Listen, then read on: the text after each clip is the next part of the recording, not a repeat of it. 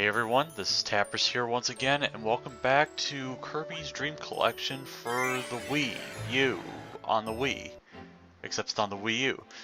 And what better way to spend our time on the Anniversary Collection than to check out the Museum of Hall of Fame for Kirby's Cooperstown. And you might be wondering which game is next in the series of Kirby Marathon that kind of is but kind of isn't. Well, instead of going to Nightmare in Dreamland, basically bypassing Adventure, we're going to go to Kirby's Dreamland 2 for the Game Boy. This was released May 1st, 1995, and basically since I'm recording this in May, it's pretty much been out 22 years now, and this is a game I've definitely wanted to relive. This game is created by HAL Laboratory and by Nintendo, but one thing you should know is that it wasn't produced by Sakurai, and it wasn't composed by Ishikawa. This was actually created by the late Satoru Iwata and still going Shigeru Miyamoto. But the composers are created by Hirokazu Endo and Tadashi Ikegami. And I'm pretty sure I pronounced both of those wrong, but what can you do? So, Kirby's Dreamland 2, the plot is basically the pieces of Rainbow Road disappeared and got corrupted. We need to find out who is responsible. Oh, I'm sorry, the Rainbow Islands. The Rainbow Bridge was stolen by someone, and we're just going to assume it's King Dedede, and we're going to go and kick his butt, but we need to explore all the lands and take names and eat cake. But speaking of eating, this game, or well, actually it's not this game, but unlike Kirby's Dreamland 1, we actually have power-ups that we can gain by swallowing enemies whole, certain enemies, and you can get their powers. The first power we have here is Parasol. It's pretty simple. Basically, you got a Parasol and you can smack enemies with it, along with protecting yourself from overhead objects, which is pretty cool. But Kirby's Dreamland 2 has a few things that are kind of unique compared to the first one. I keep saying it as though this was the next game in the Kirby series when it wasn't. But it also has a bonus game at the end where it's timing, and if you do it right, you can get cool stuff like 1-ups, max health, stars. If you collect 7 stars, you will get a 1-up. And 1-ups are pretty good because we don't have that many.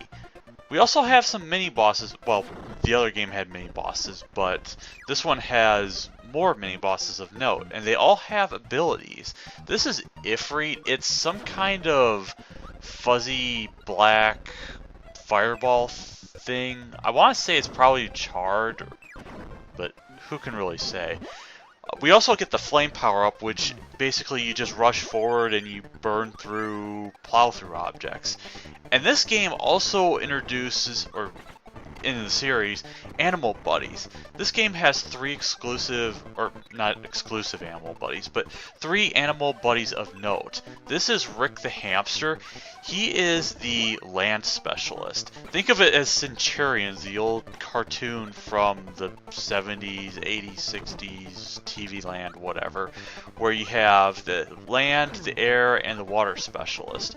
It's kind of like that, so think of these guys as the Centurions, with Rick being really good on land, and he has other abilities which are not present in this game, so don't worry about it, at least for now.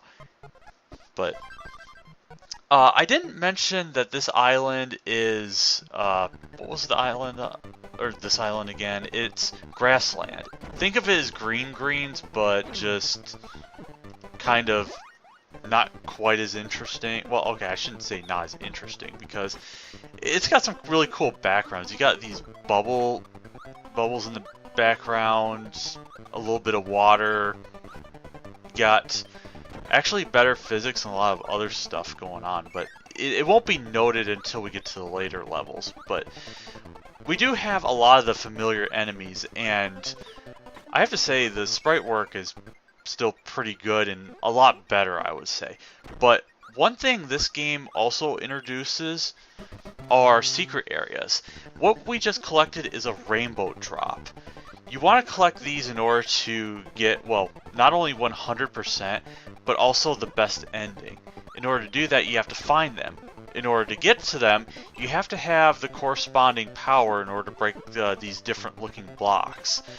This is probably the easiest one because there's only 2 powers you can get in this world of green or grassland.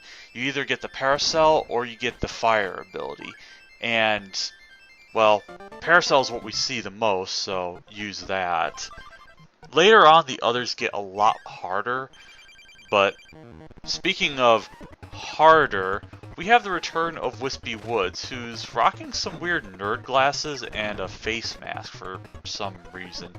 I guess he's probably allergic to his own apples because an apple a day doesn't keep the cold away. I don't know.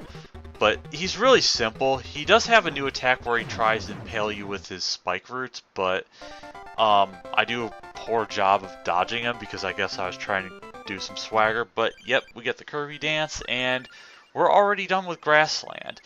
And with Grassland cleared, we have a new level, but we'll tackle that one later. So this has been Tapperus, and I'll see you again next time.